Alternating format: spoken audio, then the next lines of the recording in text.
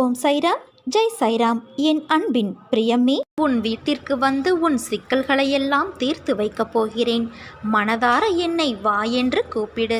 இரவு முழுவதும் உறங்காமல் என்னை நினைத்து வருந்தி கொண்டு ஒரு புறமும், நான் வணங்கும் தெய்வம் நீ இருக்க எனக்கென்ன குறை, நீ எல்லாம் பார்த்து கொள்வாய் என்று மறுபுறமுமாக புலம்பிக் கொண்டு இருந்ததை நான் கண்டேன். நொடிக்கு நொடி நீ என்னை அழைக்கின்றாய். நீ அழைப்பாய் என்று தெரிந்துதான் ஒரு நொடி கூட உன்னை விட்டு நீங்காமல் நான் இருக்கின்றேன். நீ எனக்காக படிக்கும் திருப்புகளை கேட்டு நான் மகிழ்கின்றேன். சரி, உன் மனதில் உள்ள பிரச்சனைக்கு வருவோம். இரவு முழுவதும் உன்னை தூங்க விடாமல் செய்த அந்த பிரச்சனையை நான் முடிவுக்கு கொண்டு வருவேன். உன்னுடைய உண்மையான பக்திக்கும் நம்பிக்கைக்குமான உயர்வை நான் தருவேன். இனி உன் வாழ்வில் நல்லதே நடக்கப் போகிறது. நீ நம்பியது போல நல்லது மட்டுமே உன் வாழ்வில் நடக்கப் போகிறது. பிரச்சனைகள் வரும்போது துவண்டு போகாதே. தைரியமாக சந்தித்து உன்னுடைய வேலையை நீ நம்பிக்கையோடு செய். பிரச்சனைகளை பார்த்து நீ பயந்து ஓடினால் அது உன்னை இன்னும் வேகமாக துரத்தும். அவரவருடைய பலவீனத்தை தெரிந்து கொண்டு ஏமாற்றுபவர்கள் இவ்வுலகில் இருக்கத்தான் செய்கிறார்கள். அதற்கெல்லாம் அஞ்சாதே குழந்தையே. அதே போல தேவையில்லாமல் உன்னை சுற்றியுள்ளவர் எல்லோர் மீதும் சந்தேகப்படாதே. நம்பிக்கையோடும் நேர்மையாகவும் உண்மையாகவும் வாழ்பவர்களுக்கு தீங்கு விளைவிக்கும் எண்ணத்தோடு இருப்பவர்கள் தானாகவே அவர்கள் வாழ்விலிருந்து விலகும்படி அவர்களின் தீய செயல்களை அதை செய்துவிடும். அதனால் நீ அமைதியாக இரு என் குழந்தையே. ஒன்றை மட்டும் புரிந்து கொள். சூழ்நிலைக்கு ஏற்ப அனுசரித்து போக வேண்டும். எப்போது எதிர்கொள்ள வேண்டும் என்பதை தெரிந்து வைத்துக்கொள்.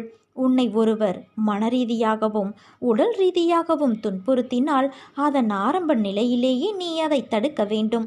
இல்லாவிட்டால் பேரிழப்பிற்கு அதுவே வழிவகுக்கும். கவலை கொள்ளாதே. இந்த நிலை கூடிய விரைவில் மாறும். உன் காலம் வரும் வரை நீ பொறுத்திரு. நீ வாழ்க்கையில் ஜெயிக்கப் போகிறாய். உனக்கு திரும்ப திரும்ப வலியுறுத்துகிற ஒரே விஷயம், கஷ்டம் என்பது உனக்கு மட்டும் நிலையானது அல்ல. உலகில் பிறந்த எல்லோரும் பல சூழல்களில் அனுபவிக்கப்பட வேண்டிய ஒன்று அது. அதை வாழ்வில் சமாளிக்க தெரிந்தவர்கள் விதியை இறைவன் அருளால் மாற்றி வாழ்க்கையில் உயர்வார்கள். இதனால்தான் நான் உன்னை கவலை கொள்ளாதே என்று சொல்கிறேன். இந்த நிலை நிச்சயமாக மாறும் என்றும் கூறுகிறேன். ஆனால் நீயோ அதை புரிந்து கொள்ளாமல் நம்பிக்கையின்றி எந்நேரமும் கவலைப்பட்டு கொண்டே இருக்கிறாய். பயந்து தளர்ந்து தன்னம்பிக்கை இழந்தவர்கள் தோற்று போவார்கள் குழந்தையே. வாழ்க்கையில் ஜெயிப்போம் என்ற நம்பிக்கையோடு செயல்படு. இன்று இல்லை என்றாலும் நாளை நீ நிச்சயம் வெற்றி பெறுவாய். உள்ளத்தாலும் உடலாலும் நீ ஓய்வின்றி உழைக்கிறாய். அதற்கான பலன் நிச்சயம் ஒரு நாள் உன்னை வந்து சேரும். நீ வாழ்க்கையில் உயரப்போகிறாய் குழந்தையே. உறக்கச் சொல். இந்த உலகமே உனக்குத்தான். நான் அனைத்தையும் அறிவேன். அனைத்து வளங்களும் உன்னை வந்து சேரும் காலம் வந்து விட்டது. எனக்கு மட்டும் ஏன் இவ்வளவு பெரிய கஷ்டம், ஏன் என் வாழ்க்கையில் இவ்வளவு துயரங்கள் என்று கவலை வேண்டாம். நீ இப்படி சொல்வதையும் எண்ணுவதையும் முதலில் விடு. உன் அனைத்து பாரத்தையும் நான் தாங்கிக் கொண்டு இருக்கிறேன். அதனால் நீ எதற்காகவும் கவலை கொள்ளாதே குழந்தையே. இருப்பதை வைத்து வாழ கற்றுக்கொள். உனக்கு தேவைப்படும் அனைத்தும் உரிய நேரத்தில் உன்னை வந்து சேரும். உன் வாழ்க்கையில் இனி அனைத்து வளங்களும் வெற்றிகளும் உன்னை நிரப்பும் நேரம் வந்து விட்டது. இனிமேல் உன் வாழ்வில் நடக்கும் அனைத்தும் உனக்கு நிம்மதியை மட்டுமே தரும். வெற்றிகள் குவியும்.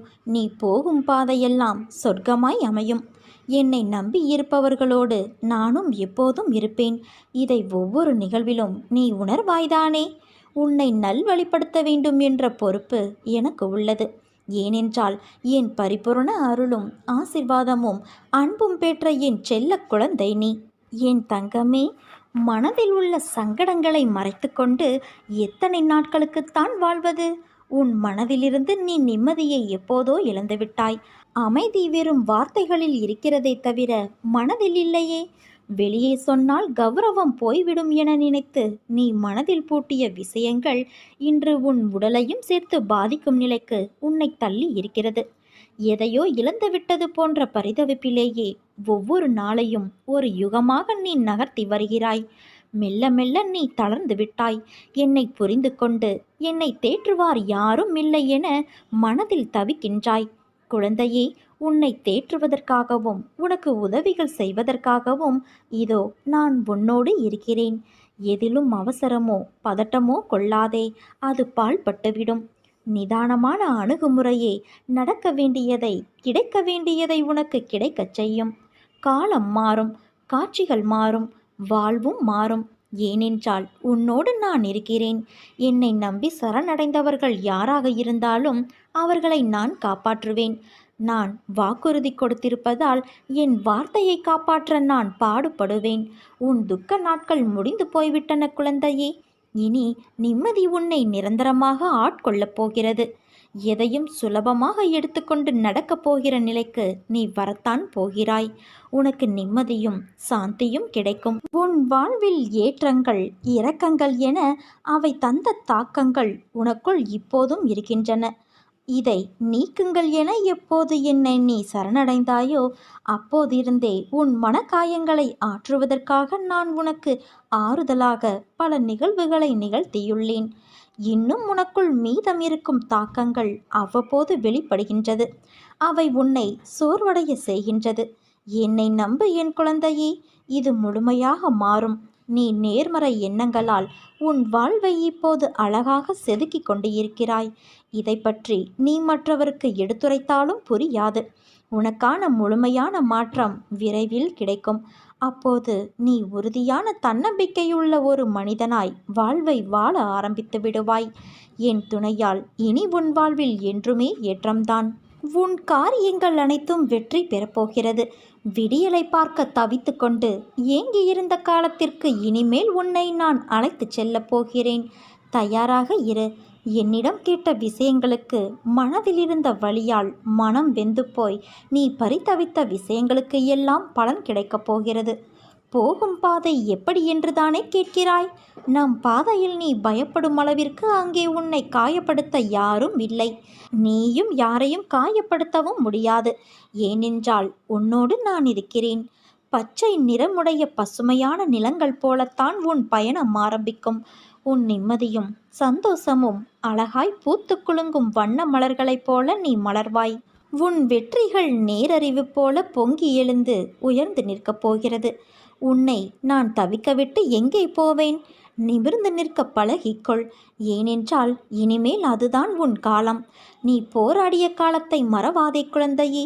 நீ கஷ்டத்தில் கற்ற பாடத்தை மறந்து விடாதே. இவைகள்தான் உன்னை நல்ல மனிதராய் மனுஷியாய் உருவாக்கும். என் செல்ல குழந்தை எப்படி பெயர் வாங்க வேண்டும் என்று நினைத்தேனோ அது எல்லாம் நடக்கப் போகிறது. என் வார்த்தைகள் உனக்கான இரத்த ஓட்டத்தைப் போல இனிமேல் என் நாவில் தோன்றும். அந்த சொற்களின் பேரருளையும் நீ பெறுவாய். நீ எதற்கும் பயப்படாதே, கலங்காதே.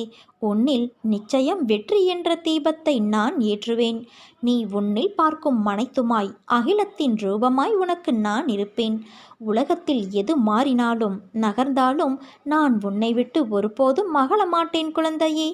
உன்னில் எப்போதும் நான் இருப்பேன்.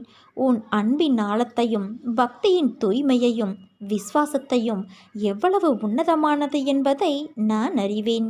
கொஞ்சம் பொறுமை மட்டும் காத்துக்கொள்.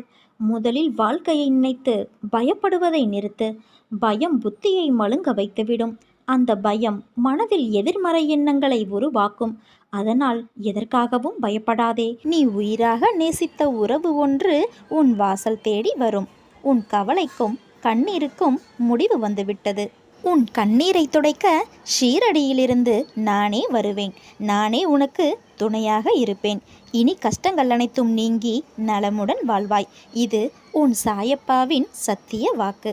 அனைத்து உயிரினங்களிலும் நானே வியாபித்து இருக்கின்றேன் என்பதனை தெளிவுபடுத்த இங்கே ஒரு நிகழ்வை நான் உனக்கு சொல்ல நினைக்கின்றேன். ஒரு சமயத்தில் சாஹிப் என்பவரின் மனைவி உணவருந்தும் பொழுது உடம்பெல்லாம் சேற்றுடன் நாய் வந்து பக்கத்தில் நின்றவுடன் அந்த அம்மையார் தன் சோள ரொட்டியை சிறிது நாய்க்கு அளித்தார். அடுத்ததாக பசியால் வாடிய பன்றியும் வந்தது.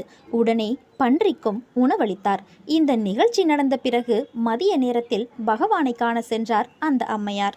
அப்பொழுது பகவான் மிகுந்த அன்புடன் அம்மையாரிடம், அன்னையே, இன்றைக்கு நீர் உணவளித்தீர். நான் பசியால் பிராணன் போகும் அளவுக்கு வாடினேன். நீரோ எனக்கு உணவளித்தீர் என்று நன்றி கலந்த தோணியில் கூறினார்.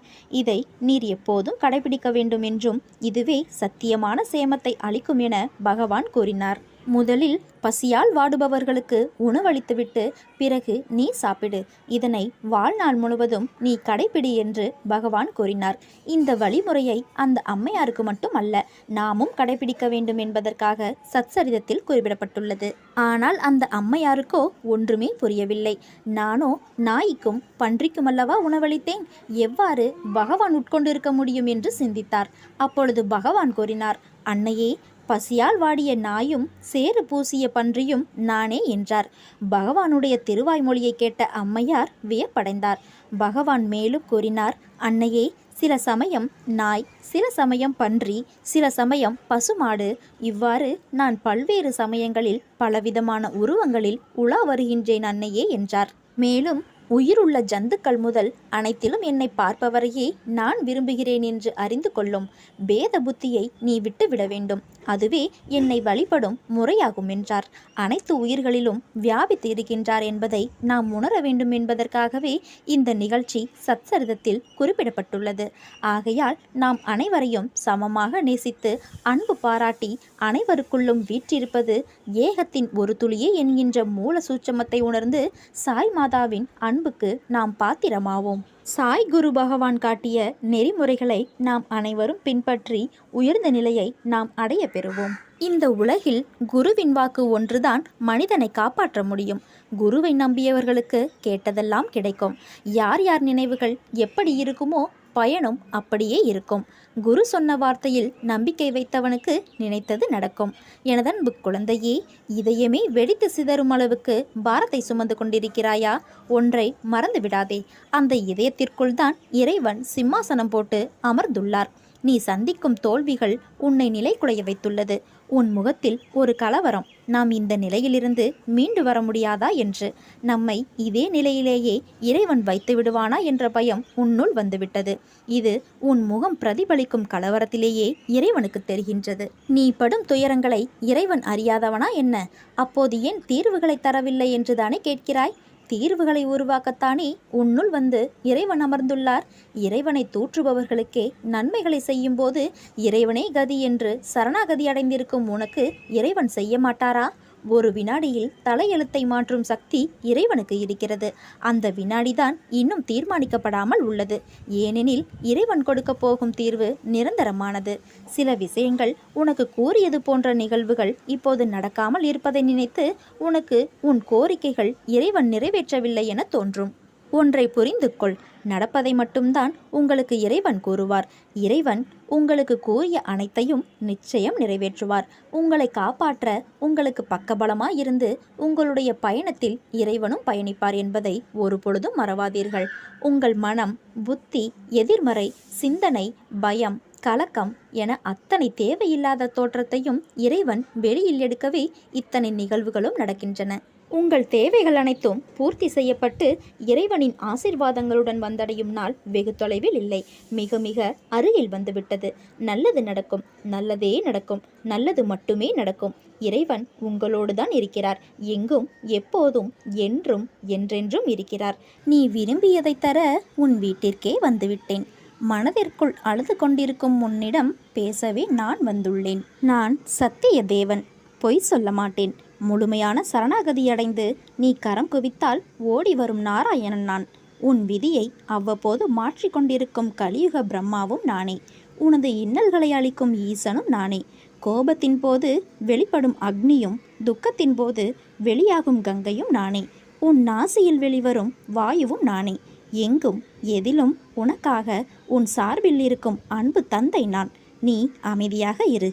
என் பெயரை சதா உச்சரித்து கொண்டு இரு. உனக்கு தேவையானதை நானே செய்வேன்.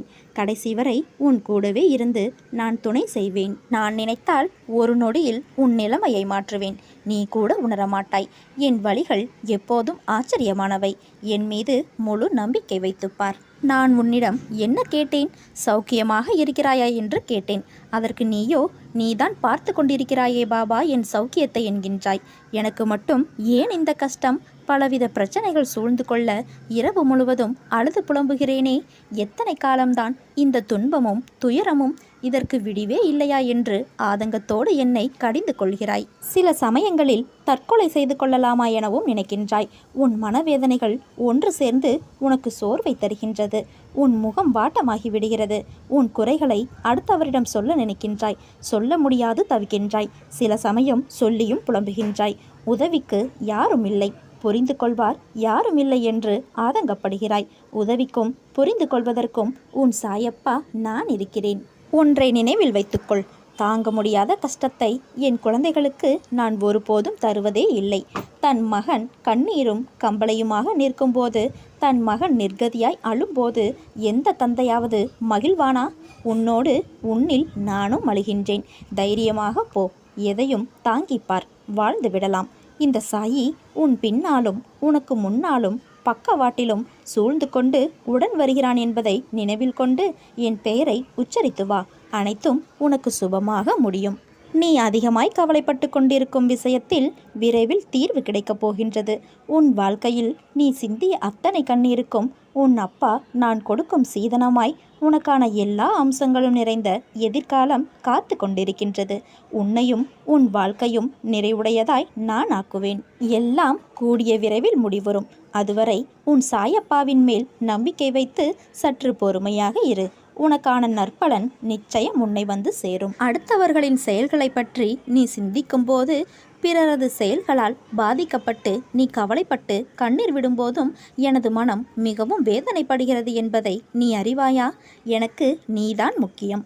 ஆகவே பிறரை விட உன்னிடமே நான் வலிய வந்து உன்னோடு நான் இருப்பதை பலமுறை ஊர்ஜிதப்படுத்தி இருக்கின்றேன். ஒருவரை பற்றி நினைக்கும் போது இவர் எதற்கெடுத்தாலும் தான் என்பது போல பேசுகிறார், நடந்து கொள்கிறார், அகந்தையோடு இருக்கிறார். இவரால் என் மனதிற்கு நிம்மதியே இல்லாமல் போய்விட்டது என்ற எண்ணம் உன் மனதில் தோன்றுகிறது. அந்த அளவுக்கு அவர் உனது உணர்வுகளை அடக்கி வாய் சொற்களால் உன்னுடைய மனதை நோக செய்து கொடுமைப்படுத்தி இருக்கின்றார். குழந்தையே, அகந்தை என்றுமே நீடிக்காது. அது ஒரு எல்லையில் முற்று பெறும். அப்போது அனைவரும் வருந்துவர். வாயை திறக்க முடியாதபடி தொண்டையில் நான் கை வைப்பேன். உன் அழுகுரலுக்கு சமமான வருத்தத்தை அவருக்கு நான் தருவேன். அதுவரை பொறுமையோடு சகித்து கொண்டிரு. நான் உன்னோடு தான் இருக்கிறேன். உன்னை சுற்றி இருப்பவர்கள் திடீரென தாழும் போதும் வீழும் போதும் அழும்போதும் அது அவர்கள் கர்மாவினால் வந்தது என்பதை உணர்ந்து அமைதியாக இரு. அதை பார்த்து நீ பயந்து விடாதே.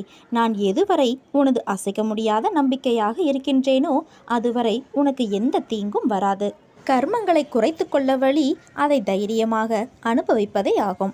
என்னுடைய லீலைகளின் ஆழத்தில் ஒருவன் முழுகுவானால் அவன் ஞானம் என்னும் விலை மதிப்பில்லாத முத்துக்களை நிச்சயமாக எடுப்பான். பாபாவை நேருக்கு நேராக தரிசனம் செய்தவர் சிலர், காட்சியாக தரிசனம் பெற்றவர் பலர், வேறு உருவத்திலும் மாறு வேடத்திலும் அற்புத தரிசனம் பெற்றவர் அநேகர். நம்பிக்கை இல்லாதவர்களுக்கு அவர் தெரிவதில்லை.